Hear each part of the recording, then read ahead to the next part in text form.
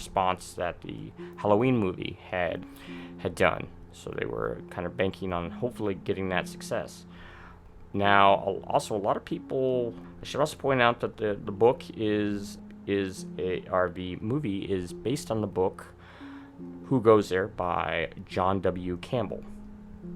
Now, a lot of different actors were considered for various roles in the movie. In particular, the McCready character, who was played by Kurt Russell, it was first offered to Jeff Bridges, Nick Nolte, Sam Shepard, Chris Christopherson, and for some reason they returned it down, or they had scheduling difficulties. Apparently, even Kevin Kline was approached, which is an interesting choice because not that he's not a fantastic actor, he just strikes me as kind of a I don't know. I think that he's too straight-laced. He would come off as too straight-laced or kind of prudish for the ruggedness that Russell conveys in the film. Of course, Russell has, as I mentioned before, has worked with Carpenter numerous times before.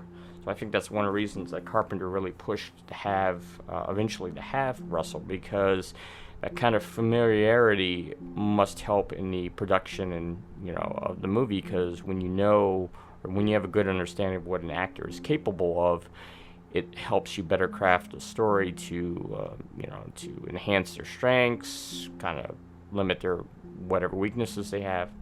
So it's interesting. One of the other interesting facts was as I mentioned, there are two bases in the movie. There is a Norwegian base and there is an American base.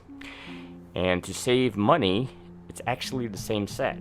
What they did was, and I should kind of warn you that if you haven't seen the movie, I mean, it did come out in 1982. What took you so long? But from here on out, there could be some potential things that might spoil it. So just kind of FYI, I'll try not to outright ruin the film for you, but it's kind of hard to maybe not talk about some of the certain plot points when I'm talking about some of the behind-the-scenes stuff. But anyway, there are two bases that are featured in this movie: an American base and a Norwegian base. And to save money, it's actually the same base. What they did was, throughout the course of the movie, the American base is destroyed. And what they did was they just, after they put out all the fire, after blowing it up, because they literally blew up the set, they just reused, they used the destroyed set of the American base, and that doubled as the Norwegian base. Kind of interesting. I guess it's one way to be thrifty and get the most out of your money. Another interesting fact was that there were numerous endings to this movie. If you've never seen a John Carpenter movie, they can be kind of dark. They've also been described as being kind of nihilist. They're not the most happy, make you feel good type movies. And apparently the studio was worried about that, so they commissioned various endings. One of which was a very upbeat, happy ending. Now, if you've never actually seen the movie, you should know that it doesn't have the happiest ending. Actually, it's pretty bleak ending. So, but I think the ending that they went is much better suited for the film. It would be kind of uncharacteristic if you had all this, this action and, horror, and then it ended with just this upbeat ending. That it didn't seem like it would be very true to the subject matter. Oh, another interesting fact I came across was that Carpenter originally wanted the thing to be a single, unchanging creature, which, if you've seen the movie, you know that one of the strengths that the thing has is its ability to assume to take over and assume the size of anything. I mean, dogs, people. So I'm not entirely sure how that would work. That would kind of rob it of one of its defining characteristics. Apparently, the person that talked sense into Carpenter was the makeup designer, a guy named Rob Bottin. I hope I'm pronouncing his name correctly. He was just 21 years old, and you talk about being committed to the role. Apparently, he worked 7 days a week without a break for a year. At times, he just lived on the set, And he was so burned out at the end that he eventually had to be hospitalized. He had double pneumonia, bleeding ulcer, and exhaustion. So I guess it was a passion project that almost killed him. Poor guy. Because of this, he actually was able to get the legendary makeup effects wizard Stan Winston, who did the, I believe it was the dog, the Thing dog effects. He did it uncredited for the work. So I guess if you have to have someone kind of pick up the slack or help you out, having a legendary creator like Stan Winston is a pretty good thing. He of course did the he was responsible for the Terminators, Jurassic Park, Pumpkinhead. So the man knows what he's doing. Another interesting fact was that the poster for the film was created by a guy who had absolutely or very little knowledge of the actual film. They just gave him a basic outline, and he did something. I think it was just in a span of like 24 hours he came up with this. And if you've ever seen the poster, it's iconic. It's amazing. It was actually done by a guy named Drew Struzan, who also did the posters for Back to the Future, Star Wars. He certainly had the background to do so. I wonder if they told him what the what Back to the Future and Star Wars was about, because if he was able to design those without knowing anything about the movies, that man has some skill. I mean, he already has some skill, but that's just a gift. I should also let you know that, unfortunately, the movie, when it was released, did not do well. It was pretty much a box office bomb. Actually, it was such a bomb that Universal decided to part ways with John Carpenter. Carpenter pretty much blamed the poor box office performance on timing, because it was released. The movie was released around the same time as the movie E.T. Actually, I believe it was a couple weeks after E.T. And audiences overwhelming made their voices heard that they wanted a happy story with a cute alien that wasn't going to try to assimilate people. So I guess people just weren't ready for The Thing. It was one of those movies that developed a cult following and really developed legs years later thanks to the home video market. Blade Runner, which I actually covered a few weeks ago, was in a similar boat. It released, I believe, the same day as The Thing, and it also suffered the same fate as The Thing. People were just... It set this, this bar of, happy, family-friendly films, and I guess The Thing and Blade Runner were just too different.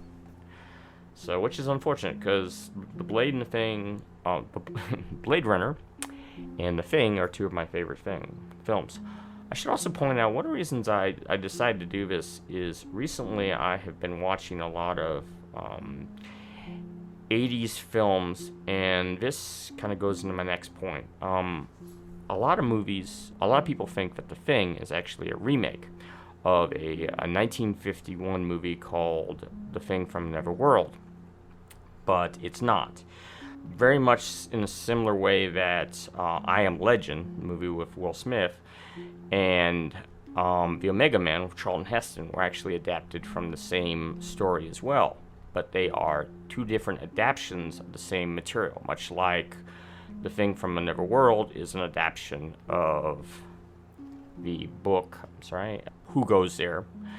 And The Thing is an adaptation of that book. Apparently, John Carpenter was a big fan of that movie, and he wanted to make it very clear that he was not making a remake. He wanted something that was very separate from that. And separate it was, because if I remember correctly, it did not have James Arness running around dressed as a mutant carrot. Not to say that was a bad thing, but you watch those two movies side by side, and they're very different. Both movies are very good, obviously, but So anyway, oddly enough, if you'll watch this movie, you'll notice that there are no female characters. there are no female science members of the American team. Apparently, originally there was supposed to be a female cast member, but she got pregnant and they were unable to find a replacement, so they just kind of wrote her character out. Now, that's not to say that there isn't a female presence in the movie. Adrienne Barbeau, who was Carpenter's wife or girlfriend at the time, actually voices. There's a scene where Grady, played by Kurt Russell, is playing computer chess, and he doesn't do well. And the voice of the chess game is that of Adrienne Barbeau. Adrienne Barbeau, of course, was in The Fog. She was in Swamp Thing, and pretty much the dreams of any red-blooded American man in the 70s and 80s. Apparently, John Carpenter also had a brief cameo, continuing the long tradition of directors making cameos in their movie. Apparently, there's a scene with when they do visit the Norwegian base, they find a videotape of some of the Norwegian members, and he plays one of unnamed characters in the background. So it's a kind of a blink and you'll miss it cameo. Another interesting thing is that Kurt Russell, again the lead, almost killed himself during one of the scenes. There's a scene where in the final, where he is fighting the final form of the Thing, he kicks a stick of dynamite, and they actually use real dynamite. And apparently he underestimated the blast radius, or how powerful the dynamite was. And when it exploded, he was close enough. Thankfully, it didn't cause him any harm, but he was blown back.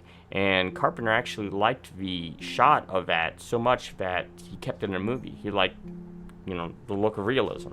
Well, there was a reason it was realistic, because it was. I can only imagine this would later experience with explosives and bombs would later help him when he made the movie Captain Ron. Sorry, little joke there. Probably not the. Sorry to all the Captain Ron fans. Another interesting note was remember when I talked about the scene CPR scene with the alien? Well, Carpenter actually had a double amputee play one of the characters. Now, I don't want to give away the scene, although it's pretty iconic. Let's just say there's a scene where a character is giving CPR to another character, and he uses a defibrillator, and he goes to, shock the individual, and the individual is not what he thought it was. And let's just say, I don't want to give it away, but it's not a scene you want to be eating spaghetti while watching. And another thing is, initially the critics hated it, which